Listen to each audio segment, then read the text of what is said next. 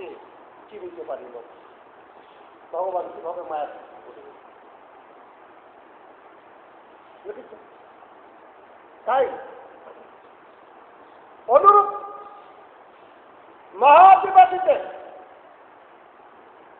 মহাদেবাদিদেব কি বলেছিলেন? যখন কামদেবকে ভস্মীভূত করলেন, ভস্মীভূত করার পর তখন তিনি অত্যন্ত নিজেকে গর্বিত মনে করলেন, আনন্দিত। ভগবান শ্রীহরি এবার কৈলাসে গিয়ে বলছে, কৈলাসপতি, তোমাকে এত উৎফুল্ল দেখাচ্ছে কেন? প্রভু, আমি কামদেবকে ভস্মীভূত করে ফেলেছি। সর্বনাশ! তাই এই সমস্ত জগৎ জীব যাতে মোহিত, আর তুমি তাকে ভস্ম করে ফেলেছ। তখন কি বলছে? তুমি ধন্য, তুমি ধন্য, তুমি ধন্য, তুমি মহাধন্য।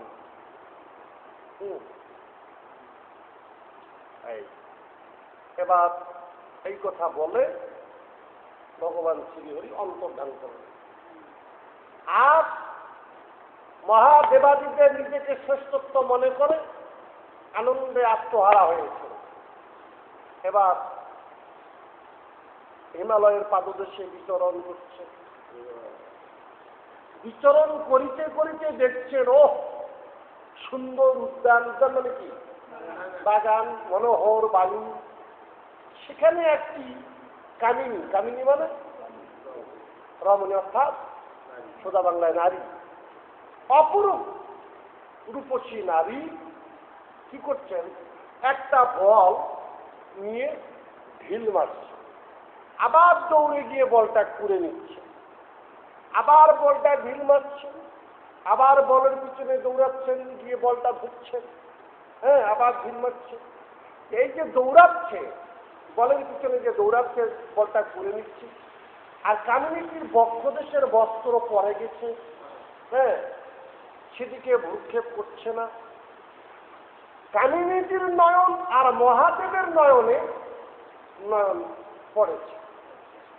এবার উভয়ের দিকে দৃষ্টিপাত করে মহাদেবাদিদেব এবার এক পা দুই পা, এক পা দুই পা করে তার কাছে যাচ্ছে।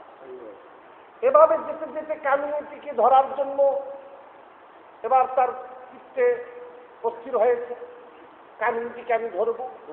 এবার ধরার জন্য তার পিছনে যাচ্ছে, কামিনীটিও এবার সরে যাচ্ছে। যেতে যেতে যেতে যেতে কি করলেন? কামিনীকে ধরলেন। তারপরে সেখানে তাদের রমণ হলো। তারপর এবার তিনি সেখান থেকে চলে আসলেন। আসার পর পিছনে এবার শ্রীহরি এবার এসেছে, এসে বলছেন, হে কৈলাসপতি, কি ব্যাপার? তোমার জটা জটা এরকম এলোমেলো, বসন কেন এমন? আর কৈলাসপতি কথা বলছে না। মাতা হে, মাতা হে, তুমি না বলেছিলে আমি কামদেবকে ভস্মীভূত করেছি, তাহলে এতক্ষণ তুমি কি করিলে? আর লজ্জায় কথা বলছে মাতা হে। তখন ভগবান শ্রীহরি কৈলাসপতিকে বললেন, হে কৈলাসপতি, তুমি একবার যে যে কামিনীটির সঙ্গে তুমি রমণ করেছ, এবার যাও তো, তাকে একবার দর্শন করে আসো তো। আর একবার যে জায়গাটিতে তুমি এতক্ষণ ছিলে সেই জায়গাটিতে যাও, গিয়ে দর্শন করে আসো। আমি এইখানেই আছি, অবস্থান করছি। মহাদেব তো বাইরে গিয়ে যেতে পারে, ইচ্ছা মাত্র যেতে পারে। এবার গিয়ে দর্শন করে আসবে। দর্শন করতে গিয়ে দেখেন সেখানে কিছু নেই, কোনো জনমানব নেই, কোনো ফুলের উদ্যান নেই, কিছু নাই, থাকা শূন্য জায়গা। তখন এবার নতমস্তকে অবনত মস্তকে এবার ভাবছে, কি ব্যাপার? তাহলে আমি কোথায় পতিত হয়েছিলাম? তখন গোবিন্দের চরণে মাথাটা নত করে বলছে, প্রভু তোমার অচিন্ত মায়া শক্তি, কার সাধ্য আছে তোমার মায়াকে এড়িয়ে যেতে পারে? দেখেছেন এ কথা কটা কেন বলা হচ্ছে? হ্যাঁ হ্যাঁ, আমরা মায়া দ্বারা সবাই এই অচিন্ত মায়া শক্তিকে কাটিয়ে ওটা অত্যন্ত কঠিনতর ব্যাপার। কে কাটিয়ে উঠতে পারে? এই জন্য গীতায় বলল, মা বোধ প্রপদন্তে মায়া মেতাম তরঙ্গিতে দৈবস্য।